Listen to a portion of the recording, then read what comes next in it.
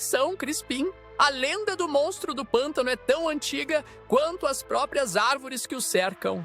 Dizem que a criatura é uma amálgama de todas as coisas que a humanidade teme: a escuridão, o desconhecido, a morte. Alguns juram ter visto seus olhos luminosos, como brasas ardentes, espreitando através da névoa.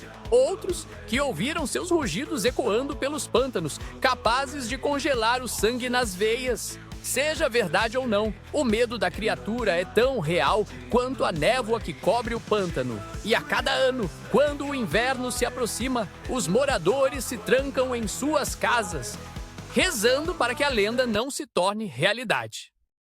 Shadows dance till morn, echoes of the past, tribal drums beat fast.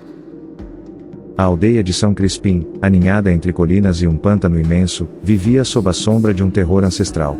Em algumas noites específicas do ano, quando a névoa fria e úmida se arrastava do pântano, cobrindo a aldeia como um manto sinistro, o medo se instalava nos corações dos moradores. Eram noites em que o silêncio era cortado por ruídos estranhos, gemidos agonizantes e urros que ecoavam através da névoa. Os mais velhos contavam lendas sobre uma criatura que habitava as profundezas do pântano, um monstro que se alimentava do medo e da carne dos vivos. À noite, quando a névoa se adensou e o vento uivava como um animal faminto, a criatura emergiu do pântano. Os gritos de terror romperam o silêncio da noite. A criatura, uma massa disforme de tentáculos e garras afiadas, com olhos que brilhavam como brasas no escuro, atacou a vila com fúria. A criatura atravessava a vila devorando os animais, o pânico se espalhou como fogo. A casa de João, um jovem pescador, foi o alvo do ataque. A criatura, com um rugido ensurdecedor, arrastou sua jovem esposa, Maria, para o pântano. Os gritos desesperados da mulher ecoaram pela noite, mas ninguém ousou sair de suas casas para ajudar.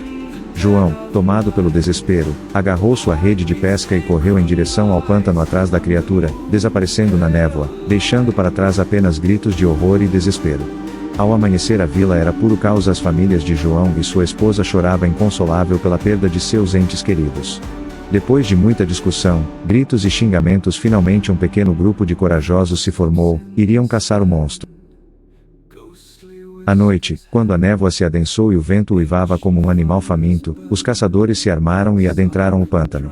A cada passo, a escuridão se intensificava, e o cheiro de água podre e decomposição os nauseava. A cada som, um arrepio percorria suas espinhas, fazendo-os olhar para todos os lados assustados, a coragem por um fio. De repente, um urro ensurdecedor rasgou a névoa, seguido por um estrondo que sacudiu o pântano.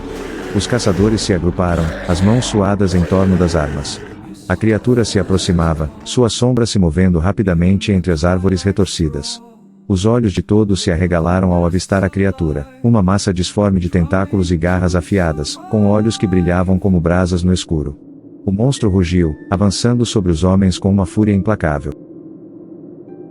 A luta foi brutal.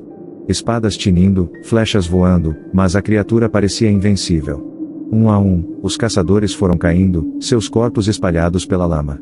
Elias, o irmão de João, ferido e exausto, era o último homem em pé. Com um último suspiro de coragem, Elias lançou sua espada contra a criatura.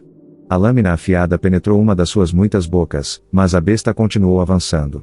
No momento em que a criatura se preparava para dar o golpe final, Elias fechou os olhos, esperando o fim. No entanto, a criatura o arremessou contra as árvores. Um rugido de raiva ecoou através do pântano, e em seguida, o silêncio. Quando Elias abriu os olhos, a criatura havia desaparecido, deixando para trás apenas um rastro de destruição e medo. Ferido e traumatizado, Elias retornou à aldeia, levando consigo a notícia da batalha. A criatura do pântano havia sido ferida, mas não derrotada.